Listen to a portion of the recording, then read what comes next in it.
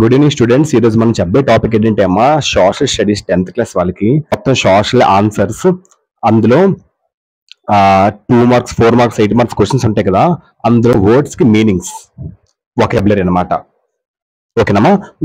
Social లో what are the basic industries given example అనే ఒక క్వశ్చన్ లో ఆ ఆన్సర్ ఉంది కదా, ఆ ఆన్సర్ తాలూకు వొకాబులరీ తెలుగు మీనింగ్స్. ఈ తెలుగు మీనింగ్స్ తెలిస్తే మీకు ఆన్సర్ మీద పట్టు వస్తే మీకు ఆన్సర్ ఈజీగా అర్థమవుతుంది. ఓకేనమ్మా. కీ ఇండస్ట్రీస్ అంటే కీలక పారిశ్రమలు.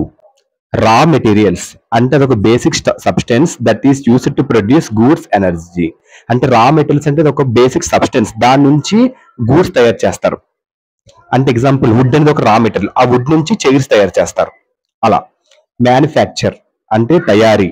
కాపర్ స్మెల్టింగ్ అంటే రాగి కరిగించడం.